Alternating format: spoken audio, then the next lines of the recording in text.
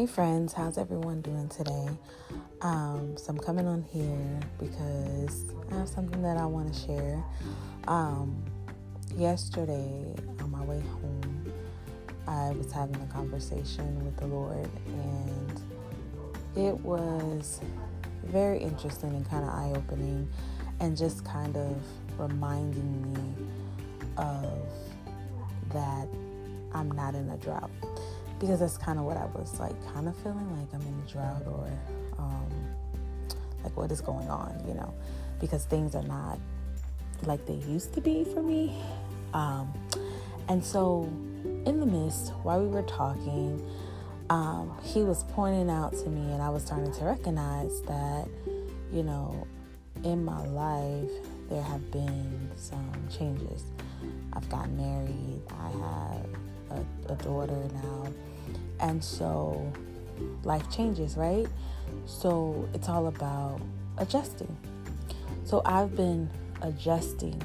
I haven't forgot God. I haven't, gotten to a place where I'm just like, oh, forget him because now I have a family. I'm just so busy. No, that's not the thing.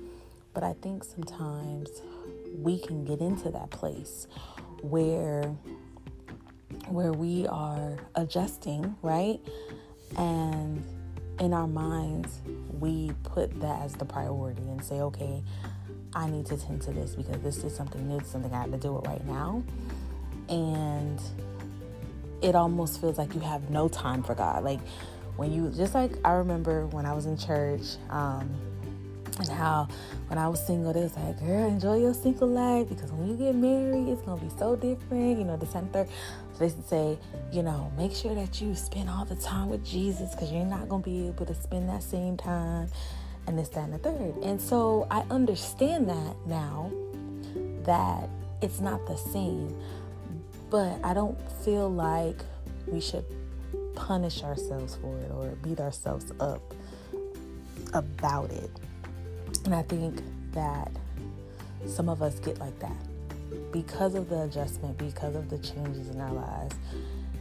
And maybe our time has changed. Like, how you set your time when you pray at 5 a.m. because your church, they have you 5 a.m. So you're up at 5 a.m. praying, or 6 a.m. or whatever time. For me, mine just continues. Mine just throughout the day. I don't really have a set time. I used to have a set time, but I couldn't stay consistent with the set time. So I was just like, Lord, we're going to have to just talk throughout the day. And there will be moments that are longer than others, but it's a continual talking. And there will be certain days that I would have moments where I would like it will be similar to my 5 o'clock a.m. prayer, where I would have that time where the Lord would just call me and I would just go into prayer. And I would just go into full worship, or I would just go into just simply just listening. I would just sit and just listen, which is very similar, not very similar, sorry, wrong word, which is what happened to me a couple weeks ago. And I couldn't sleep, tossing and turning. Actually, me and my husband, we could not sleep. So I went up front and I prayed. I just talked to the Lord. And I worshiped. I played some music and worship and walked around the living room. And in the midst of that, the Lord told me an entire idea. An entire idea. And I acted on that idea in that moment. Now, I'll be honest. I have not fulfilled that idea to the fullness. But I did. I came in my room. I turned on my laptop. The Lord gave me exactly what to write. He had me write Bible verses. He had me write a note, and he even had me create a number so that people can send in prayer requests. And so I did all that. I typed up everything, and it was just a nice little flow. Then I went on Amazon, and I found some little gift card envelopes, and was like, okay, I put them in my cart. And if I'm being honest, I still have not purchased those things yet. And those papers are still sitting in my printer. I haven't even cut them up or anything.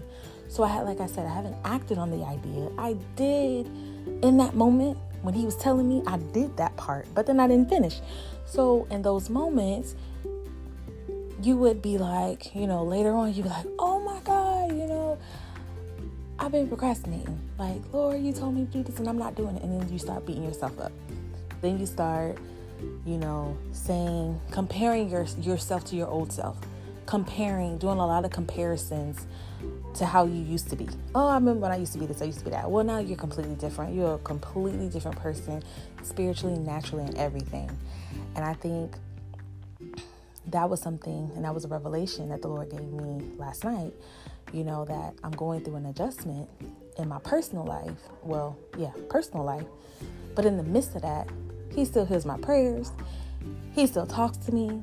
He's still using me. He may not be using me the same way that He's used me in the past, but He's still using me, and others may look upon me and think, oh, she's not doing this. Oh, she's not doing that, which can kind of get to you because you're looking at what others say, right? And you're like, man, I'm not where I need to be. And you're just beating up yourself. I have a friend. She'll probably be okay if I say her name. But my friend, Patrice, she told me this years ago, and it has stuck to me to this day. Nita, you are right where God needs you to be. You are right where God needs you to be. And when I reflect back on the tossing and turning, then going to prayer, and then the Lord giving me this idea, I was at the right place. I was right where He needed me to be. Does that make sense? Because there is no because. I was at the right place, right? At the right time. When He needed me, right? It's like, for me to even get to a place where I'm tossing and turning to think, oh, let me go pray, right? Even though I don't do what I used to do. Does that make sense? So what I'm trying to say, for those who are probably going through the same thing, thinking the same thing, you are not in a drought. You are exactly where God needs you to be and where He wants you to be. Don't compare yourself to no one else's walk. Please. We all are guilty of it. Trust me, we are. We are. It don't matter how old, how young, how long you've been in the faith. At some point in your life, you compared your spiritual walk to someone else's. And that told you where you were. And that's not the case. God deals with us all differently, uniquely, based on our own gifts, based on our own personality, based on who we are and who He called us to be. Because He sees something in us that we don't see in ourselves, which is not replicated in someone else. Like, we're a part of the body. We're all different pieces of the body. Each body part does a different function. They don't do similar functions. So therefore, each of us that are a part of the body, that are in the body, we all doing something different for God. And at the end of the day, it's all to seek and save the lost, right? That's the ultimate goal. But how He uses us to do that is different. And it's okay to be going through an adjustment. It's okay to feel different. It's okay to think that you're in a drought, but just know that you're not. Because even like the Lord having me create the phone number for prayer requests, in that moment I could have been like, Lord, me praying for you. But even though I pray and I talk to Him, but I could beat myself up in that moment and be like, Lord, I don't pray to you the same way I did back then, every 5 a.m. in prayer, Lord, I don't pray like that anymore.